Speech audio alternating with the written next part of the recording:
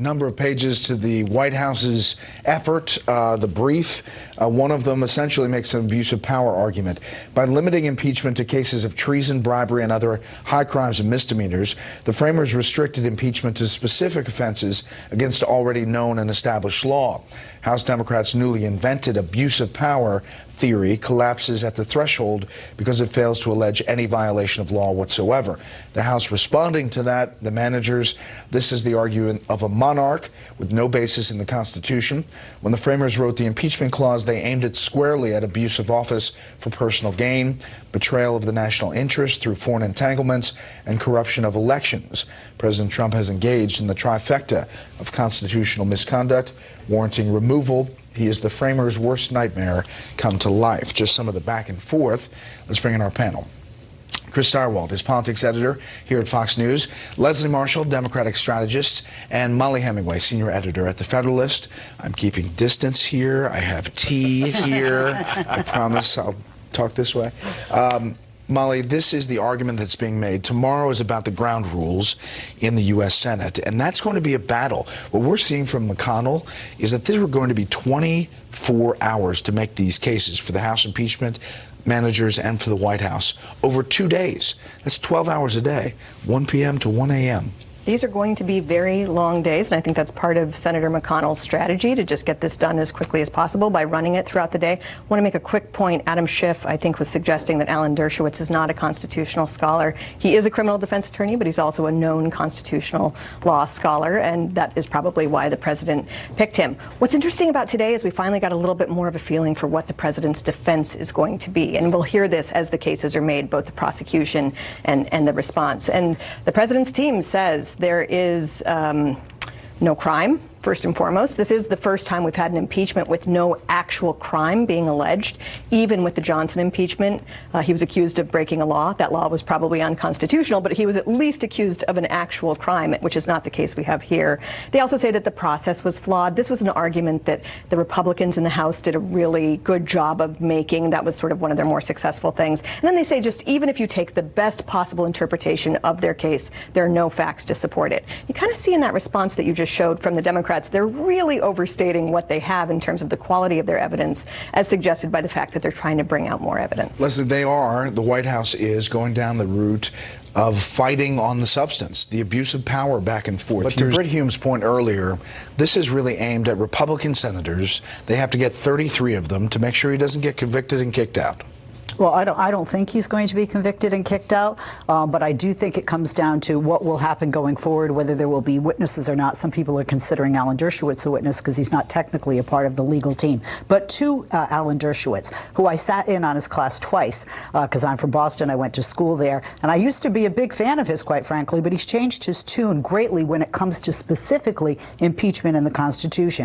In 1998, he said, not only in his classroom but on national television, it certainly doesn't have to be a crime to be impeachable, that abuse of power is not a crime. And also when he cited Hamilton in the Federalist Papers, number 65, when you read that, it said, quote, inevitability of partisanship as a reason to support the constitutional approach to try impeachment, which is completely opposite what Alan Dershowitz was saying and was putting forth. When you look at polls that show 70% as of late today of the American people feel that there should be witnesses, I'm not sure what the Republicans doing is going to help them in the long run, especially politically, because they're not fighting, it looks like, facts, especially when they're talking about Democrats are trying to undo an election.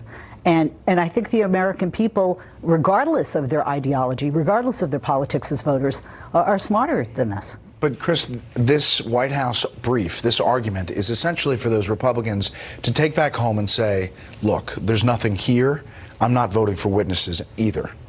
We'll see when we get there, right? We'll see when we get to the end of this. The McConnell's process that he's laid out, kind of the joke is they probably don't have 24 hours of arguments to make. And they didn't certainly in Clinton. So they're taking it and pushing it into fewer days. It's the same number of hours. But gosh, they're going to be under pressure to look busy and stay up late. Even if they don't have 24 hours and 12-hour increments to make the argument, they got to look like it because McConnell's now saying, oh, you didn't want to use all of your time. With all due respect, there are some old birds in this group here that that like to leave the in nest on the early side. Ways. Yes, quite so. The early bird Right, median age Methuselah. Look, the reality for Senate Republicans, there are plenty of them who believe that Trump did exactly what he's accused of and exactly what he said in public that he did. He said, yeah, investigate Hunter Biden. I hope China does it too. He said it in public. The House is within its rights to impeach the president for these things, and the Senate is within its rights to dismiss the charges against him. And that's how the system works. It's okay. Nobody needs to freak out. It's just how it's how the framers saw this happening. They knew it would be partisan. They knew it would be contentious, but they thought it was worth including anyway, so we got to run the traps on this thing. They are not moving to a dismiss motion at the beginning. They're going to play it out first. But he's got it tucked in there in case things get out of hand. He's got a fail-safe that if it looks like the matter is turning into a circus and it's belittling the Senate, they can move to kill it quickly. There's this sort of inside the Beltway consensus that there are these Republicans that you need to watch because they might side with Democrats on something, which is kind of interesting. Yes, we know these Republican senators who might have pressure. They get all the media people asking them questions. There are also Democratic senators who are under pressure too. They're running for re-election in states that President Trump won and will be contesting very hard. Doug people Jones, like Alabama. Gary Peters in Michigan. People might be willing to split their vote with a Trump and a Gary Peters, but they might be less likely to split their vote if he doesn't vote the right way in their minds on impeachment. And we forget that as popular as impeachment is in the media enclaves and on the coasts, it's not popular in the middle of the country, particularly among independents where the votes actually matter. Democrats and Republicans have already gone to their corners, but you're fighting for people who already probably have quite a bit of fatigue over this, and it might not be improved by more discussion of the same. Wait until tomorrow, when the votes on the different things, there'll be many different votes, and we're going to cover it, but it's going to get. This is not a good tease for this, but it's going to get a little in the weeds here, and during that. But one thing on the vote on witnesses, you have a vote on witnesses, but then the White House could say executive privilege for somebody like John Bolton or Mick Mulvaney. That is a different vote. It would also be a Senate vote, potentially. And it's a different argument that the Republicans who vote for witnesses may vote against changing executive privilege. Absolutely, and we know when the cameras are rolling and you don't have to have reality TV on MTV to show you how people do react, and politicians are no exception to that. To Molly's point, I won't entirely disagree, but when I look what happened with Democrats in the House, even those where they were in very red districts, where Trump is still very popular, and they were freshmen, and still are freshman Democrats, they still voted to impeach. But so I think in the Senate, they may go along more party lines, both on the left and the right, regardless of people saying, well, look at Susan Collins. No, she talks and then she votes with her party. And not a single Republican voted with Democrats on that impeachment, of course, and several Democrats did side with Republicans, which is another reason why the focus on Republicans when it was Democrats who were unable to build a coalition is interesting. We shall see. And there's more tea tomorrow. We get a lot of questions about, well, how are you going to keep running? I always tell people that I'm a mom and I can do two things at once. The three of us up here that are going back there, we may be just three of those 100 jurors, but we know we represent all of you. And our job is to bring Dr. King's spirit of justice with us. Michael Bloomberg has already dropped $200 million, and he plans to skip the democracy part of the election. Instead, it's all going to be set up for TV, run it as TV ads, and make it work. Two senators, Elizabeth Warren, Amy Klobuchar, getting the endorsement of the New York Times, both of them. The Times saying that Warren is the standard bearer for the Democratic left, and Amy Klobuchar is the standard bearer for the Democratic center. We're back with the panel. Chris, you can't choose one? Just pitiful. I have to say, the dereliction here by the New York Times, I think of myself still as a newspaper man, and I think that endorsements are important, but you actually have to endorse.